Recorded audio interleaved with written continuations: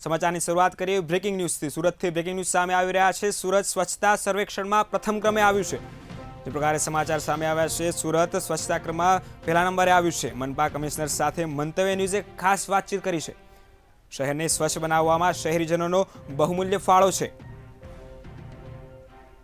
સુરત હંમેશા સફાઈ સાથે આરોગ્યનું પણ ધ્યાન રાખે છે તેવું એસએમસીના કમિશનરનું કહેવું છે।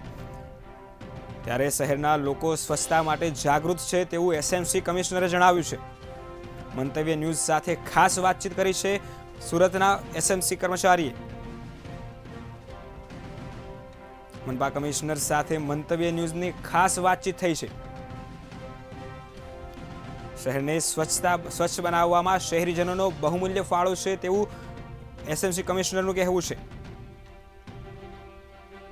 સુરત હંમેશા સફાઈ સાથે આરોગ્યનું પણ ધ્યાન રાખે છે। આ મંતવ્ય ન્યૂઝ સાથે કરેલ ખાસ વાતચીતમાં એસએમસી કમિશનરે કહ્યું છે કે સુરત હંમેશા સ્વચ્છતા માટે અગ્રણી રહ્યું છે। તો મંતવ્ય ન્યૂઝે મનપા કમિશનર સાથે ખાસ વાતચીત કરી છે। શહેરને સ્વચ્છ બનાવવા શહેરીજનોનો બહુમૂલ્ય ફાળો છે તેવું એસએમસી કમિશનરનું કહેવું છે। તેમણે વધુમાં કહ્યું છે સુરત હંમેશા સફાઈ સાથે આરોગ્યનું પણ ધ્યાન રાખે છે। એ પ્રકારે મંતવ્ય ન્યૂઝે એસએમસી કમિશનર સાથે ખાસ વાતચીત કરી છે। તેમાં એસએમસી કમિશનરનું કહેવું છે કે સુરતના લોકો હંમેશા સફાઈને અભિપ્રાય આપે છે।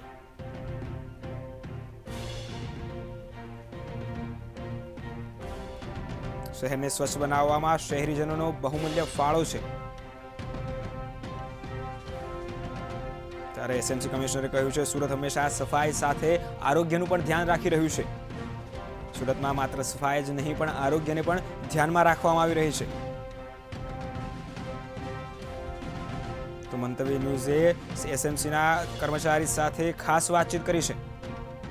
કમિશનર સાથેની વાતચીતમાં કમિશનરે જણાવ્યું છે કે સુરત માત્ર સ્વચ્છતા પર નહીં આરોગ્ય પર પણ ધ્યાન રાખી રહ્યું છે।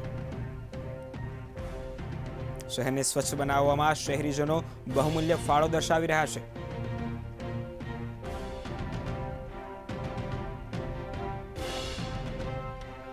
એસએમસી કમિશનરે વધુમાં જણાવ્યું છે કે શહેરના લોકો સ્વચ્છતા માટે હંમેશા જાગૃત રહે છે। ત્યારે મનપા કમિશનર સાથે મંતવ્ય ન્યૂઝે ખાસ વાતચીત કરી છે।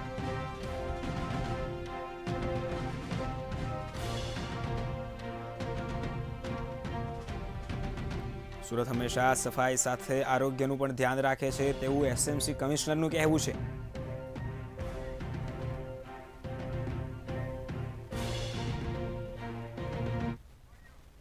સુરત માટે ખૂબ જ ગર્વની વાત છે કે સુરતને સ્વચ્છતા સર્વેક્ષણમાં પ્રથમ ક્રમ મળ્યો છે। તો આ માટે ખાસ Shalini Agarwal ma'am Surat municipal commissioner આપણી સાથે જોડાયેલા છે અને સુરત મ્યુનિસિપલ કમિશનર સાથે ખાસ આપણે વાત કરીશું। મેમ સૌથી પહેલાં તો મેની કોંગ્રેચ્યુલેશન કે સુરતને આ ક્રમ અપાવવામાં તમે સફળ રહ્યા છો। અને સૌથી પહેલો સવાલ કે કયા મુદ્દાઓને તમે ખાસ ધ્યાનમાં રાખ્યા હતા કે જેને લઈને આ ક્રમ આપણો સુરતનો આવ્યો છે?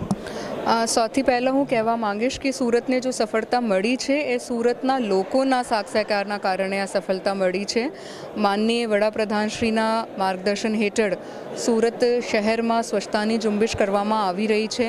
ગુજરાતના માનનીય મુખ્યમંત્રીશ્રી પણ સતત સુરત શહેરને પોતાનું માર્ગદર્શન આપી રહ્યા છે।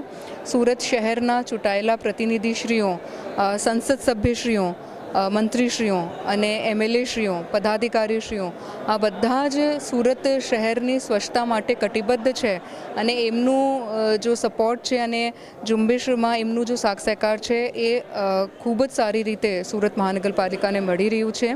સુરતના લોકોએ ખૂબ સારી રીતે આખી ઝુંબેશમાં પાર્ટિસિપેટ કર્યું છે અને આ એક ટીમ એફર્ટ છે જેમના કારણે સુરત સમગ્ર ભારત દેશમાં નંબર 1 આવ્યું છે।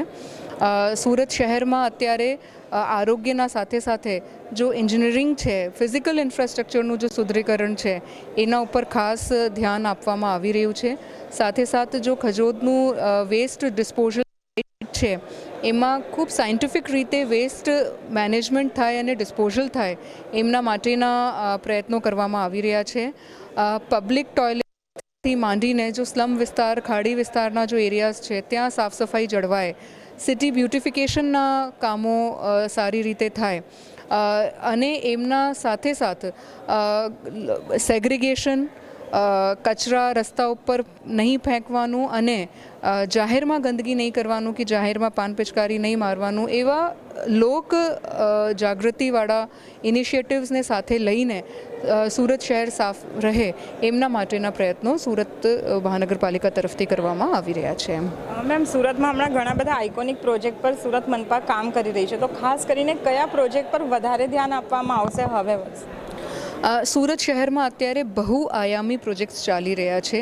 ફિઝિકલ ઇન્ફ્રાસ્ટ્રક્ચરથી માંડીને ટુરિઝમથી માંડીને સોશિયલ ઇન્ફ્રાસ્ટ્રક્ચરના ઘણા બધા પ્રોજેક્ટ્સ અત્યારે સુરત શહેરમાં ચાલી રહ્યા છે. ભારત સરકાર અને ગુજરાત સરકારની ગ્રાન્ટ્સ સફિશિયન્ટ રીતે સુરત શહેરને મળી રહી છે અને સુરત શહેરના સંસદ સભ્યશ્રી, મંત્રીશ્રીઓ અને ચૂંટાયેલી જો પાંખ છે એમના પ્રયાસોના કારણે સુરત શહેરને વિવિધ પ્રોજેક્ટ્સ માટેના ક્લિયરન્સીસ અને ગ્રાન્ટ્સ સરકારશ્રી તરફથી મળી રહી છે. એટલે આવનાર વર્ષમાં સુરત એક આઇકોનિક સિટી તરીકે સમગ્ર ભારત દેશમાં નવા પ્રોજેક્ટ્સનું અમલીકરણ કરશે અને Dumas sea face, barrage project, embankment, Tapi riverfront, સુરતનું જો નવું વહીવટી ભવન બની રહ્યું છે, આઇકોનિક રોડ્સ, બ્રિજીસ, એવા ઘણા બધા પ્રોજેક્ટ્સ અત્યારે પાઇપલાઇનમાં છે યા અમલીકરણમાં છે જે આવનાર વર્ષમાં સુરતને એક વિકાસના નયા આયામ ઉપર લઈ જશે. અને આજે સુરતને સફળતા મળી છે તેનો શ્રેય તમે કોને આપવા માંગશો? આ જો સફળતા મળી છે એ માનનીય વડાપ્રધાનશ્રીના માર્ગદર્શન હેઠળ ગુજરાત સરકારશ્રી અને સુરત શહેરના જો તમામ પ્રતિનિધિશ્રીઓ છે, લોકો છે અને બધા જ તંત્ર એક ટીમ એફર્ટ છે અને એમના કારણે સુરત શહેરને આ સફળતા મળી છે. પણ હવે સુરત શહેરની જવાબદારી પણ વધી જાય છે. એટલે આવનાર વર્ષમાં સુરત શહેર આ નંબર ટકાવીને રાખી શકે એમના માટે લોકો, તંત્ર અને બધા જ લોકોએ મળીને આ દિશામાં આગળ સતત કામ કરશે એવી હું આશા વ્યક્ત કરું છું. સુરતના લોકોને તમે શું મેસેજ ખાસ કરીને આપવા માંગશો? સુરત શહેરના લોકોને ખૂબ ખૂબ અભિનંદન. આ બધાના કારણે સુરત શહેર આજે સમગ્ર ભારત દેશમાં નંબર 1 સ્થળ ઉપર આવ્યું છે અને ક્લીનેસ્ટ સિટી ઓફ ઇન્ડિયાનું વિરુદ્ધ સુરત શહેરને મળ્યું છે. આપના સાથ સહકારના કારણે સુરત શહેર આવનાર વર્ષોમાં નંબર 1 જાળવીને રાખે અને સુરત મહાનગરપાલિકા as a team, administrative team અને ઇલેક્ટેડ રિપ્રેઝેન્ટેટિવ્સની ટીમ બધા સાથે મળીને ખૂબ જ મહેનતથી આવનાર વર્ષોમાં કામ કરશે એવી હું કટિબદ્ધતા વ્યક્ત કરું છું અને આ બધાનું સાથ સહકાર એવી રીતે જ સુરત મહાનગરપાલિકાને મળતું રહે એવી અપીલ પણ કરું છું. તો આ હતા Surat municipal commissioner Shalini Agarwal ma'am, જેણે મંતવ્ય ન્યૂઝ સાથે વિશેષ વાત કરી અને સુરતને સ્વચ્છ રાખવાની જવાબદારી આપણા સૌની છે તે વિશે ખાસ તેઓએ વાત કરી. કેમેરા પર્સન કેસી સાથે નિકિતા ચલિયાવાલા, મંતવ્ય ન્યૂઝ, સુરત.